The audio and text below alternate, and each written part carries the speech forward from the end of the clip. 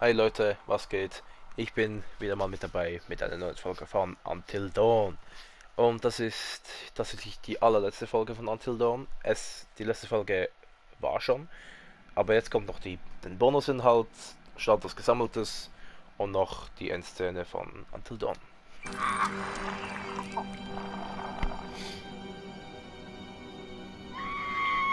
Jessica! Nein!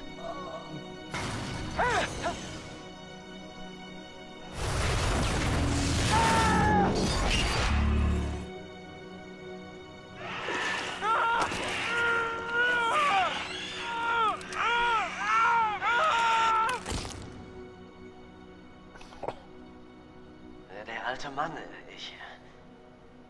ich kann ihn gar nicht beschreiben, ich meine. Sie sagt nur, Sie hätten sich von ihm verfolgt gefühlt.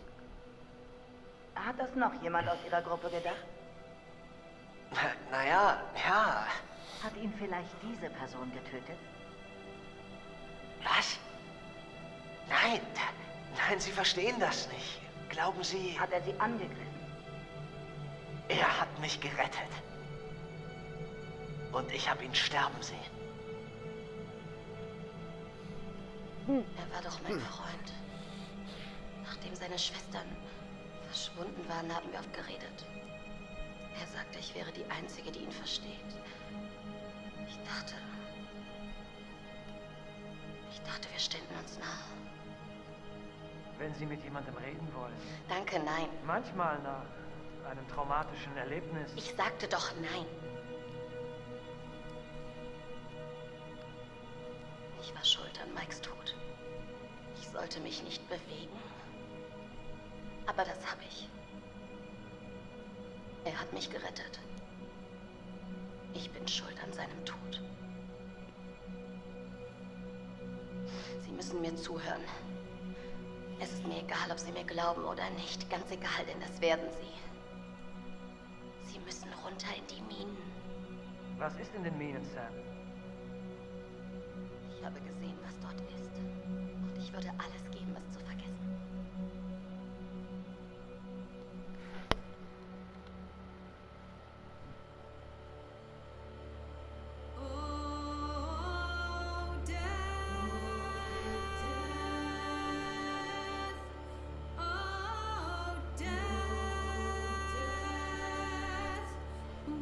You spare me over till another year.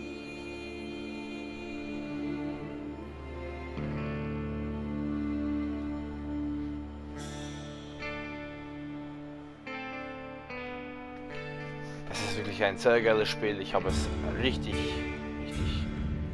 geliebt. Und viele von meinen Kollegen haben das also auch sehr gespielt.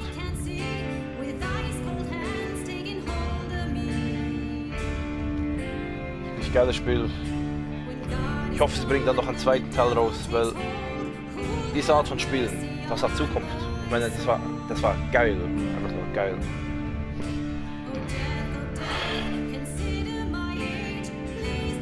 Sobald ein zweiter Teil rauskommen wird, werde ich in das Weise Let's Playen.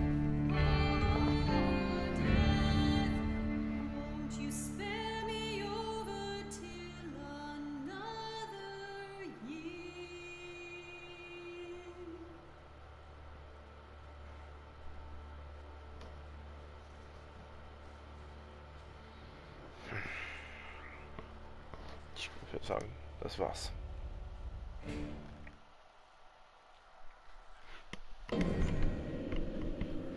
So, Status und Gesammeltes. Jetzt wollen wir hier noch nachschauen. Standort. Der Wendigo in der Mine hatte genauso eine Schmetterlingstätowierung. Josh mit seinen hübschen Schwestern. Also, eine davon, etwa Hannah oder Beth. Ein Foto von Helma von Hannah. Sam, Mike und Emily beim Highschulabschlussball. Update: Der Wendigo in der Mine hatte auch eine Schmetterlingstätowierung auf der rechten Schulter.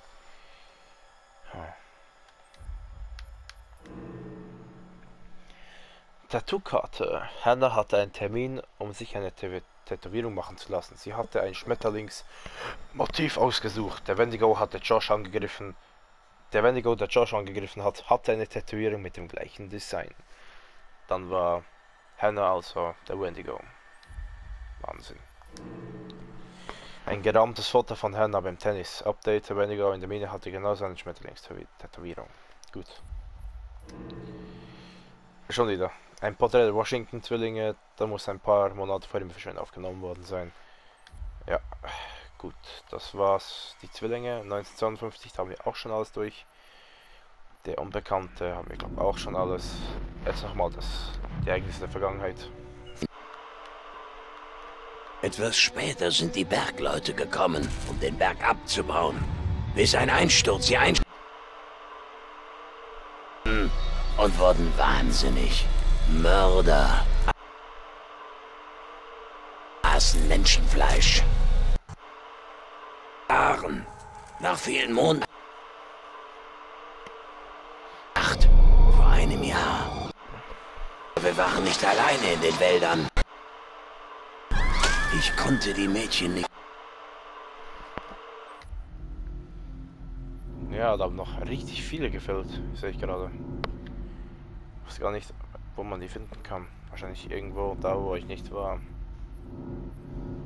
Tod, schwarz, gelb, Einführung, braun, Verlust und weiß ist Glück. Schmetterlingsmomente. Geht dich nichts an. Sam hat Chris erhaltene Nachricht gelesen. Chris war beleidigt wegen Sams Taktlosigkeit. Chris war beleidigt wegen Sams Taktlosigkeit. Chris hat Sams Neugier kritisiert.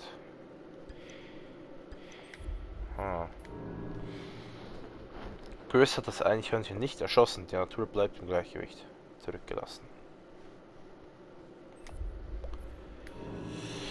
Ein Vorbild an Diskretion. Ashley hat Matt ermutigt, das Teleskop zu nutzen. Matt sah Mike und Emily flirten. Matt stellte Mike zur Rede. Ich alles tun kann, auf welcher Seite stehst du? Matt hielt während des Streites mit Jessica zu Emily. Mike eilte Jessica sofort zur Hilfe. Jessica bewunderte Mikes Heldenmut.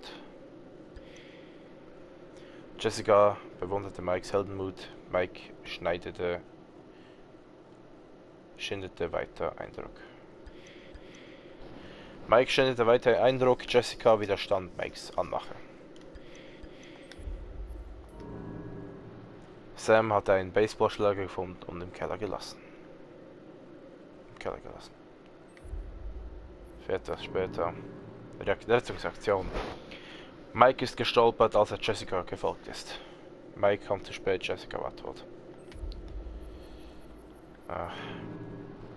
Und wer sterben soll? Wer soll sterben? Chris wollte Josh retten, hat aber nichts getan. Josh war freundlich zu Chris und stellte sich gegen Mike. Zu welchem Preis? Mike hat sich die Finger abgehackt. Mike hatte weiterhin eine brauchbare Machete. Mike hatte die Machete benutzt, um sich zu verteidigen.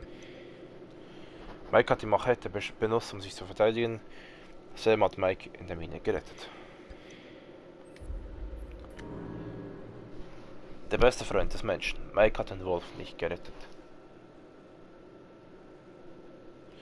Mike hat einen Freund gewonnen. Der Wolf führte Mike durchs Sanatorium. Mikes neuer Freund überlebte. Zurückgelassen. Rette dich selbst. Gefahr erkannt. Zu welchem Preis?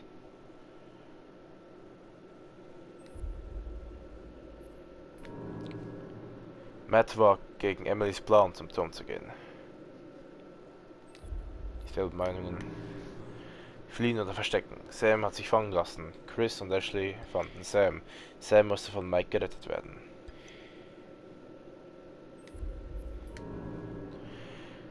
Notwehr. Matt ist ruhig durch die Hirsche gegangen. Matt und Emily sind der Gefahr unversehrt entkommen.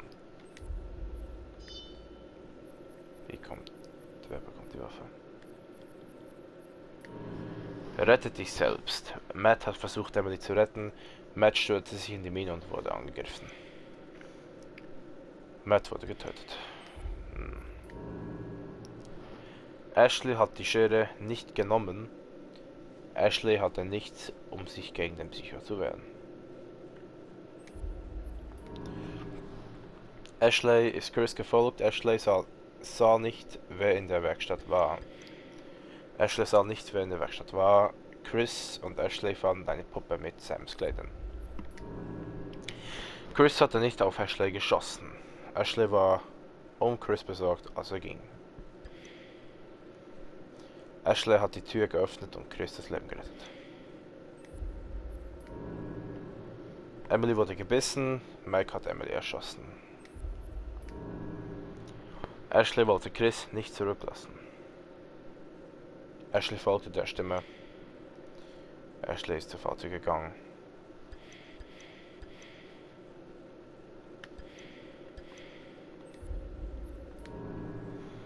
Sam hat eine wichtige Aufzeichnung nicht entdeckt. Josh erkannte Hannah zu spät und wurde getötet.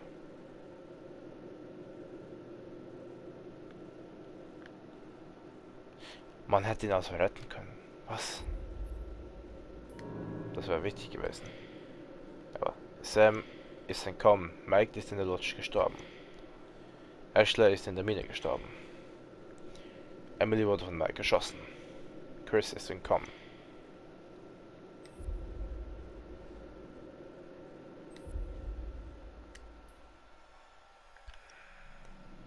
Das waren die Schmetterlingseffekte. Jetzt kommt auch der Bonusinhalt. Und zwar trifft die Besetzung. Gut. I am Hayden Panettiere, and we are here at the studio recording Until Dawn. My name is Rami Malek, and I played Josh. My name is Megan Martin. My name is Brett Dalton. My name is Antonella Lentini, and I played Hannah and Beth. My name is Jordan Fisher, and I play the character Matthew, Matt for short. I'm Nicole Bloom, and I play Emily in the game. My name is Noah Fleiss. I am Galadriel Steinman, and I play Ashley. So, Until Dawn is the story of 8 teenagers who revisit this cabin in the woods about a year later after a really traumatic experience where I've lost 2 of my sisters, so coming to kind of get some closure in that respect. One of the things that Larry does really well is make these multi-layered characters, and I think for just the story in general, it follows the quintessential horror film plot lines, but the characters are so unique in themselves, and I think that's very cool. Oh, yeah, this was the right thing to do. What? You know, getting everyone together on the anniversary. I mean, Josh seemed really pumped about us all doing something, didn't he? Yeah, no, he definitely did. I haven't seen him so excited about something in forever. Good, good.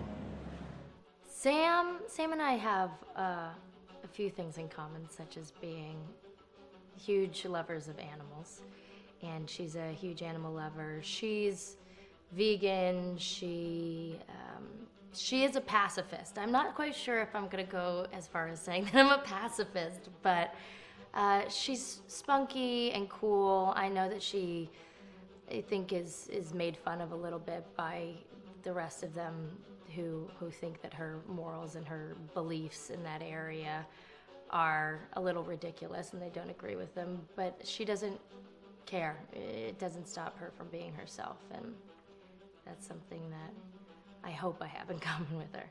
You know, he definitely can be depressed at some times and a bit of a loner, but he takes some solace in one of his sister's friends, Sam, played by Hayden Panettiere, and invites everybody back to the same house the next year to kind of find some closure. Jessica she has a whole lot of personality. She is definitely the sort of mean girl character that, you know, at school she knows she's pretty, she knows that boys like her, and she's gonna use it to her advantage. He's got a big heart, and you can tell that that's very evident, especially how he treats his girlfriend, Emily, and, you know, he's kind of a meathead, but in the best way possible. She really knows what she wants, and she manages to get that from whomever it is, whether it be Matt or Mike. You know, she's really driven, and I can definitely relate to that.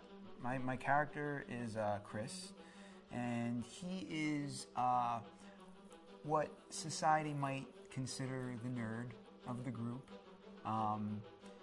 and he kind of embraces it. Ashley she's a little more serious than some of the other girls. She's definitely very intelligent and thoughtful. She kind of looks at the whole big picture of things. She's not quite as geeky as Chris, but they connect in a lot of ways. Mike is like big guy on campus. He's the class president who has some charm and has a brain, and I don't know, people seem to like Mike. He gets away with a lot though. He can be kind of jerky. The fact that he really just kind of wants everyone to be happy. I mean, he's a people pleaser, and I can definitely attest to being, you know, that guy. I'm always the friend that wants everybody to be happy and wants everybody to be taken care of, and that's definitely Matt. But also, like, this character is just so fun. I rarely get to play the bitch, and so it was really fun to do that. The spirit of things, seriously, what's wrong with you? I'm just trying to lighten the mood, Em. Don't be like that. Like what? The way you're being. You always get like this. I just think this is just the coolest thing to be a part of, and I just think it's going to take the world by storm. I really do. I think this genre is the wave of the future, and I think that once people see the potential behind it, of getting to interact with the drama that you're witnessing unfold in such a realistic way, that this is how entertainment's going to be from now on.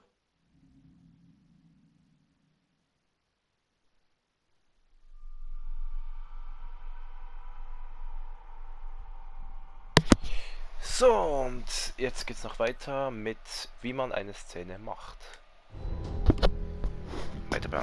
Hi, this is Lee Robinson, production designer on Until Dawn. The production design for Until Dawn started with the great teen horror script that sets the characters in a Canadian winter mountain lodge, being a contemporary setting with visual clues derived from classic films of that genre, such as Hitchcock's Psycho and Stanley Kubrick's Shining. The storyboards are vital to the production design, as it allows the designer to understand the scale of the environments to be made and the detail that would be seen to create the atmosphere of a horror. This took us into concepts that took these storyboards further, visualizing the world through the color palette, the lighting, tone and the mood, and developing key locations such as the lodge, the cable car stations, the forests themselves, the wilderness. As you can see, the environments and atmospheres change quite a bit from warm and inviting to cold and threatening. The Millionaire's Mountain Lodge was a key example. It was designed to be made from nearby stone and timber, embedding it into the landscape, with a contrasting and contemporary interior needing to be opulent and extravagant. We created dark and claustrophobic corridors with ominous and large open spaces, almost cathedral-like in size, and with huge structures to silhouette and dwarf the characters within, providing a labyrinth to explore and wander. Each character was developed with a strong visual identity in mind, with contrasting colours, tones and silhouettes to identify them, each to have their own texture, pattern and shape, so that when they were lined up you could always identify them. The costume designs allowed a range of clothes that would suit them for the cold winter weather, but also have an element of style and individualism, so that the audience could look at them and relate, recognizing themselves within them. A lady would like to cuddle up with her man by a nice cozy fire bathed in atmospheric mood lighting. Right. It'll get plenty toasty once we're rubbing up against each other. Mike? Yeah. Fire and mood lighting. Yes. Working with the lighting artists, we really brought the look and feel of the world together, and this required a thorough understanding of the visual language of teen horror. A key scene was where all the characters emerge out of the rear of the lodge chasing Hannah. A contrast is evident straight away from the exterior wilderness to the warmth of the lodge. The attention to character lighting here is through the bounce and rim lighting, accented colours and composition, creating characters that come from the dark into the light and back again with an emotional effect. Guys, there's someone outside. What the hell?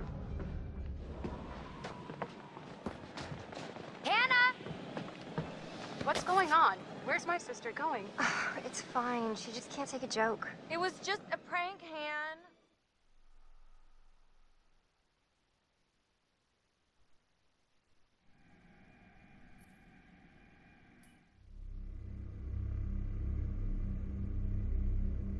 Until Dawn is a game that's full of horror, and one of the things we decided to do early on was to take a scientific approach to how scary it was.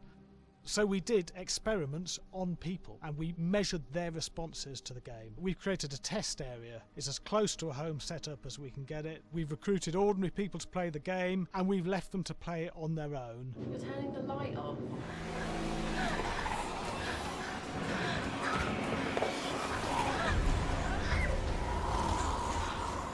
The only difference is it's rigged with cameras and microphones that relay the data through to the next room where people are watching them play. Bracelet here we use for biometric testing. It measures the player's emotional response. It's called a galvanic response sensor. It makes contact with the user's skin and it measures the electrical conductivity across their skin. It's the same principle as an old-fashioned lie detector. When you're stressed, you sweat a little, very sensitive. It picks up tiny changes if the player is feeling anxious or scared. That data's fed back to a testing team, it comes through as a graph. I'm so sorry.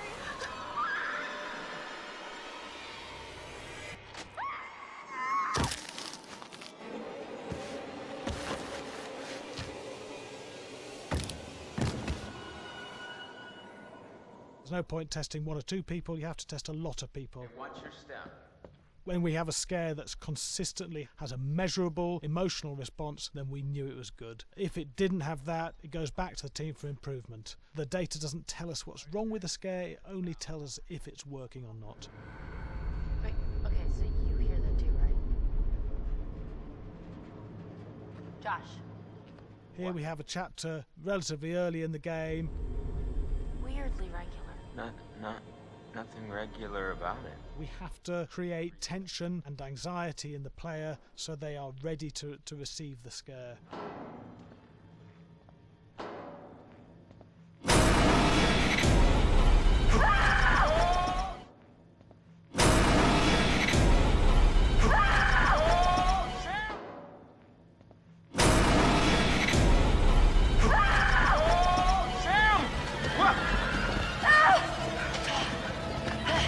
Give the player time to recover, to cool down, to calm down, and then start building the tension again before we do the next scare. Hey. What? Hey. What the hell? Boom. You just got mugged.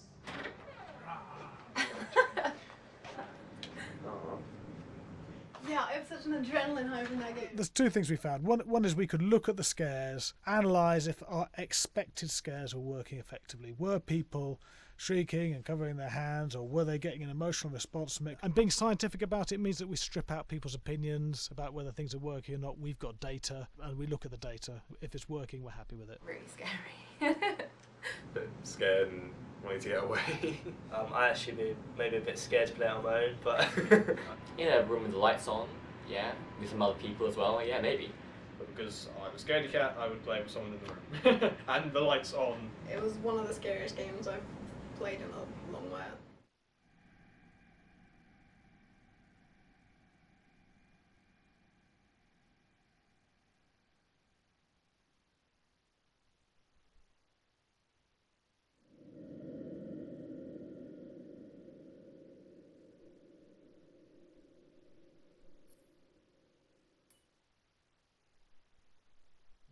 Hi, Larry.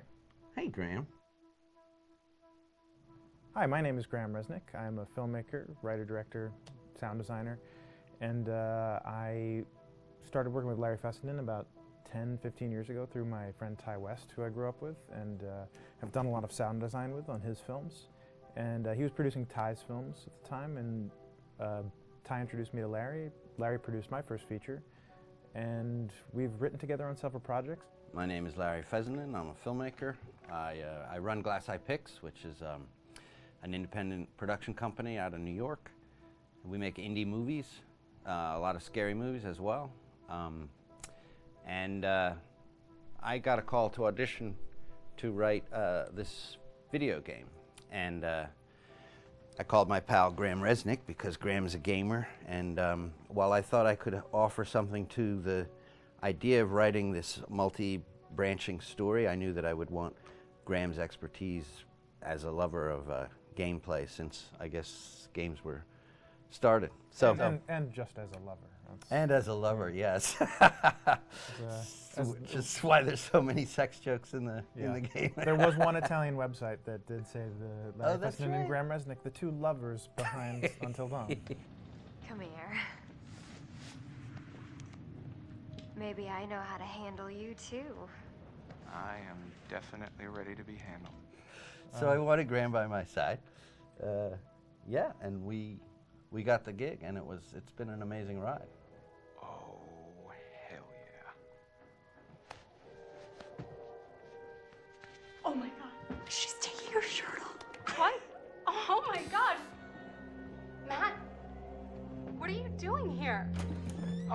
Hannah. I'm sorry, Hannah. This all got Don't out of mind, hand, just but So in the game, the basic setup is that a year prior to the game's start, all these kids had gone up to a ski lodge that was owned by the parents of one of the kids, or a couple of the kids, and some of the teenagers played a prank on some of the other teenagers, and a terrible tragedy occurred when a few of them, two sisters, ran out into a blizzard, and were never seen from again.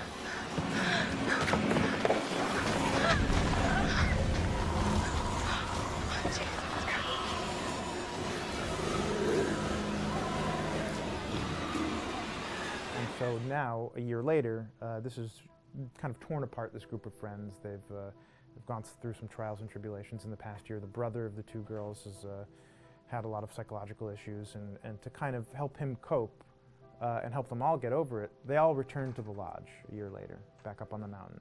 And the idea is to get over it, but... the healing does not begin. Yeah, and these kids are all trying to find themselves. They've been through a trauma, but in general, they're just teenagers trying to figure out who they are. So they're all kind of falling into the patterns, the stereotypes, the characters they see on TV and in the movies. I think we were very interested in taking genre tropes and kind of making them sort of refresh them.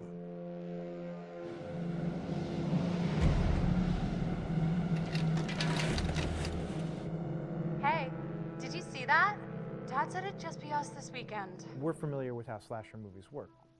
Most people have seen some horror movies, and we have established notions and preconceptions about the roles of the players in horror movies and how they talk and how they get killed and how they have sex.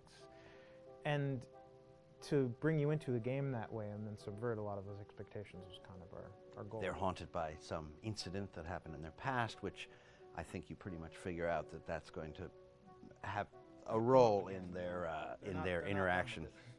Yeah, so I think what was fun was we take some sort of stock characters and we try to give them some shape, but at least at the beginning they're recognizable in the way of groups of friends. There's the jock and the bitchy girl and the rivalries between everyone. And oh my gosh, and really fun characters too.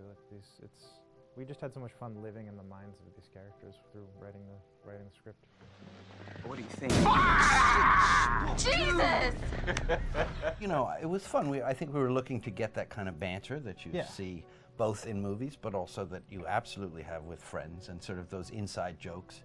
And of course, as writers and as friends ourselves, we sort of developed little tracks, and we try to give the characters that kind of vibe.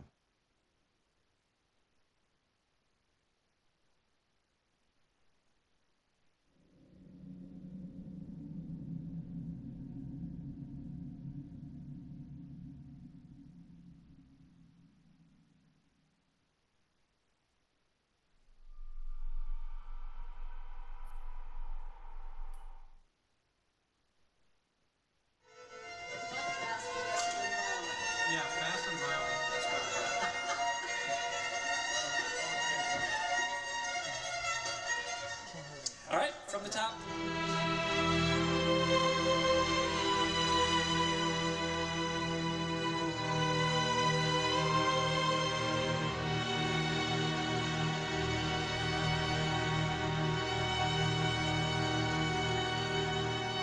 name is Jason Graves, and I'm the composer for Until Dawn.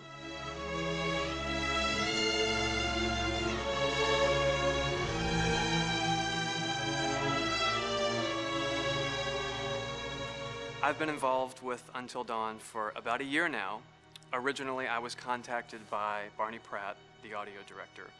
I think that had something to do with my lineage of horror games, and hopefully not the fact that my last name is Graves, although a lot of people seem to associate my name with scary music.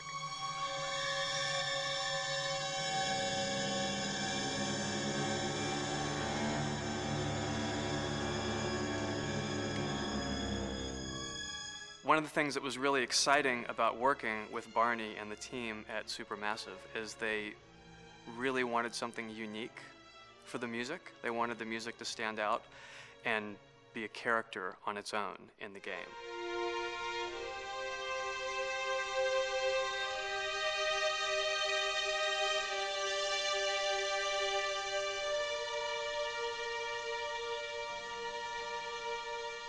When I'm first starting on a new score, and it doesn't matter if it's film, television, or games, I always end up going to the main theme. Sometimes the developer or producer isn't even necessarily interested in the main theme at the beginning. I just want to do it for myself, because for me, the main theme is the identity of the game. It establishes the mood, the atmosphere, and the character of the music, and how it's going to be playing in the background. And that's what we did with Until Dawn. That was actually my demo pitch to Supermassive Games. I put a main theme together, recorded all the instruments at my studio, and sent it to them. And they liked it. We actually ended up recording that exact theme, all the instruments and everything, live here at Ocean Way, probably 9 months ago. And that's what we've been using in all the demos for the game, and that's the final version of the theme that is the main theme that you'll hear on the menus and in some key pieces of gameplay.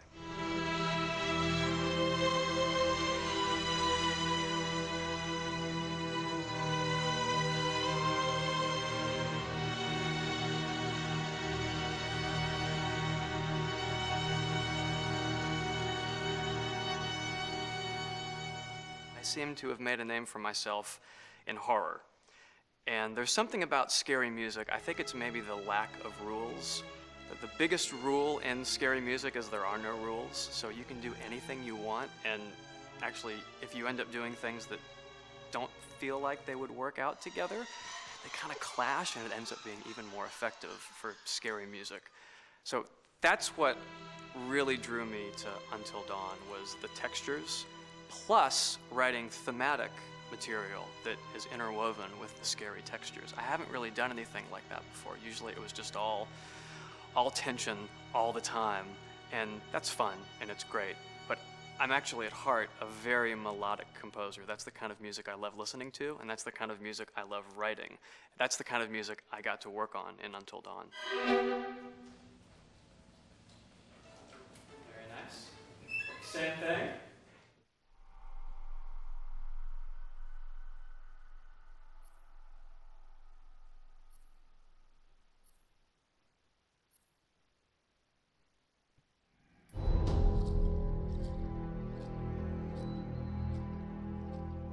Move over there. Go on, move. Let me say what I came to say. I'm here to tell you what you're up against being back on this mountain. You should never have returned. I don't know why you did after what happened last year. You mean with Hannah and Beth? Yeah, how could you know without being involved? I don't take kindly to you kids coming up here to my mountain. Your mountain. The mountain don't belong to me, it's true. But it don't belong to the Washingtons. This mountain belongs to the Wendigo. Hi, this is Lee Robinson, production designer at Supermassive Games. Understanding the ancient myths of the Wendigo was key for their development that helped the visual look. Through sketches and concepts, these elements were visualized, such as eyes being milky, almost dead, with loss of lips and eyelids due to frostbite, fangs growing and arms and legs getting longer, with skin hardening and thickening to look snarling and menacing, yet withered and lean. The hell was that? Another fucking piece of fingers and toenails extending like claws, allowing them to climb effortlessly. We made them look gaunt and weathered, and having ragged remains of clothes they wore. Blood-stained and rotten, with patches of hair still remaining, they retained strong skeletal limbs, which enable them to be agile and quick through the environment. Where are you? My name is Jamie Gallipo, animation director at Supermassive.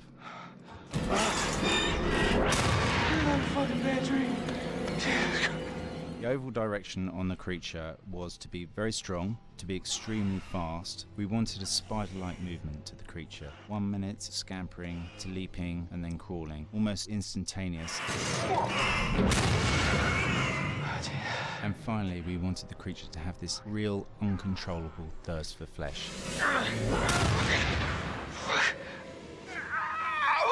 From a sound design perspective, the Wendigo is a real challenge. For the main vocalizations of the Wendigo, we used our own vocalizations, various different animals from the exotic to the farmyard, various plugins and processes to gel these sounds together and keep a human resonance behind that voice, telling the backstory of the Wendigo.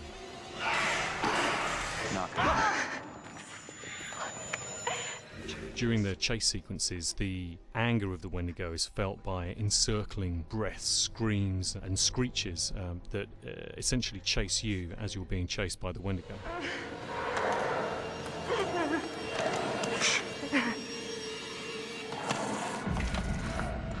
We would layer them up in a multitude of layers, sometimes 15, 20 sounds playing at the same time, to build up the vocalizations for this fearsome creature which is always in attack mode, hyperactive and chasing you throughout the game.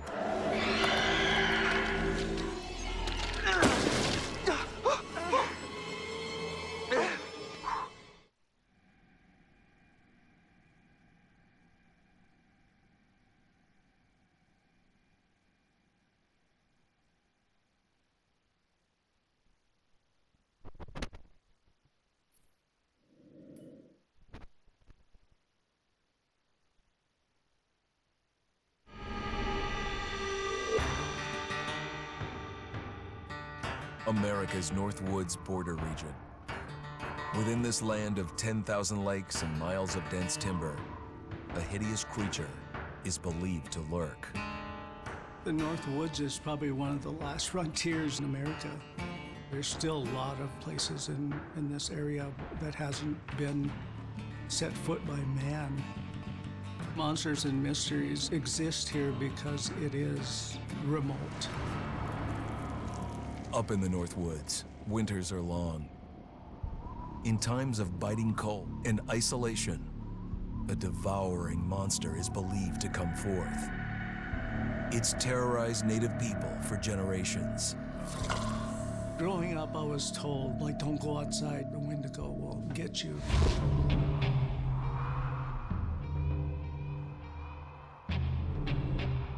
Among the traditions of the northern Algonquin tribes is the Wendigo, a monster that can seize hold of a person to carry out its hunger for human flesh. Many Native Americans fear even talking about this Wendigo, and even the mention of the name will let the Wendigo find out where you are, and it will open you up to be possessed by this Wendigo. The most famous case of a Wendigo possession took place in 1879. In the deep woods outside of Edmonton, Alberta. Swift Runner, a Cree Indian, was a trapper and a guide. He had left town the previous autumn with his wife, 6 children, and his mother. But when Swift Runner returned in spring, he was alone. Swift Runner came into a nearby village telling this heartbreaking tale. I had to watch them starve to death. Of his family being killed by starvation, and that he was the only survivor. My whole family gone. It wasn't hard to understand a family falling victim to a brutal winter. To even not. Yet something was suspicious about Swift Runner. He was a strapping man, and he came into town weighing over 200 pounds. It didn't look like somebody who had just weathered a terrible winter. He wasn't malnourished, didn't look like he was starving. He looked healthier than ever. After a few nights, it became clear that something was wrong. He started having night terrors, screaming in his sleep. I am the Wendigo! Villagers alerted the police. Swift Runner actually guided them back to his winter cabin. When they got there, that's when they saw the true horror.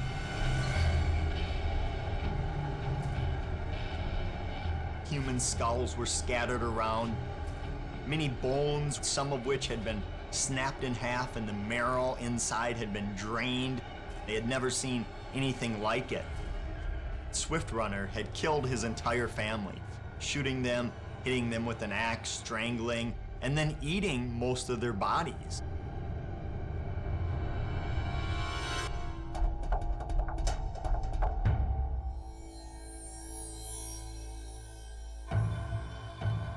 Right up until the moment the noose was on his neck, Swift Runner swore the evil spirit of the Wendigo had possessed him and twisted him into a cannibal killer.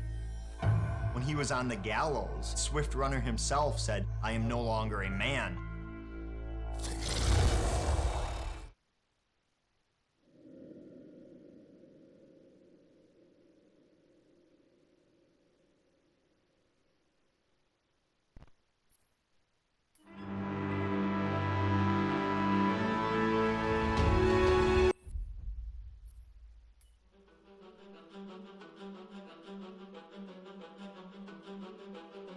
My name is Will Biles, Executive Creative Director of Until Dawn.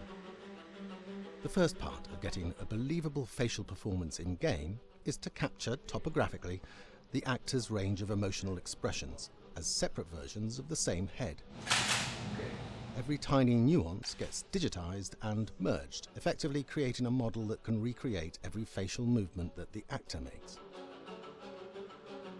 Once the topography has been recorded, the actor's performance itself can be captured by using a predetermined set of marker points, drawn precisely on the face, and a high-def helmet cam, wirelessly linked to capture devices. The camera is the small box where it looks like the microphone should be. Outro Sam.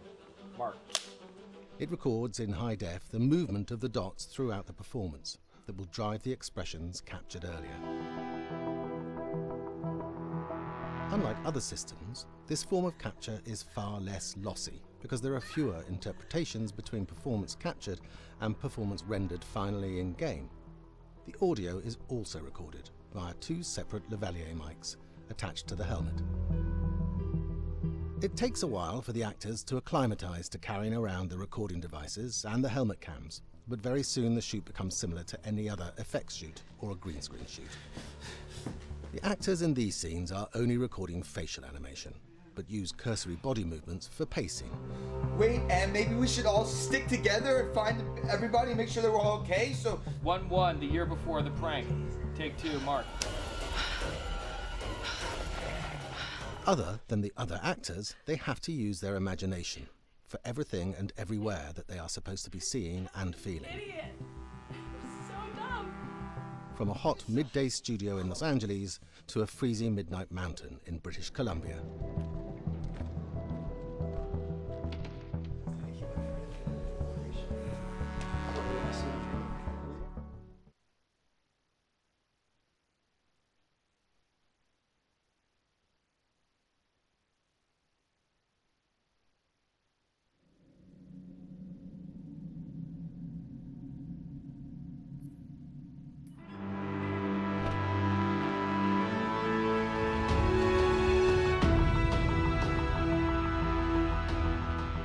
Until Dawn has a dynamic, ever-changing story, the facial performances and the body performances are recorded separately, with different systems.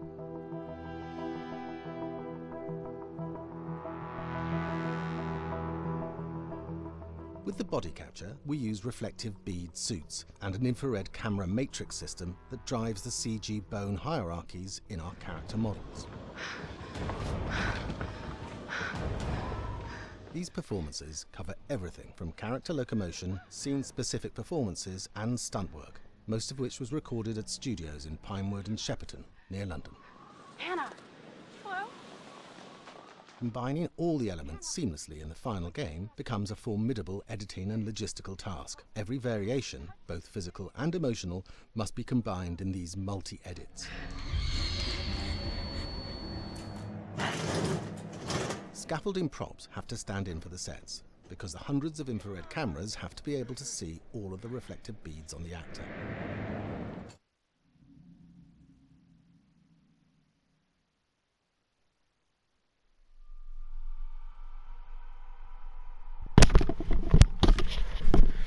So, und ich glaube, das waren jetzt alle Videoclips. Ja, ich kann sagen, ja, das waren leider schon. Das war der Bonusinhalt, Leute. Ich hoffe, euch hat es gefallen. Wir sehen uns beim nächsten Mal wieder, und zwar bei SHO. Ich hoffe, euch hat es gefallen. Bis nächstes Mal. Lasst ein Like da. Und tschüss!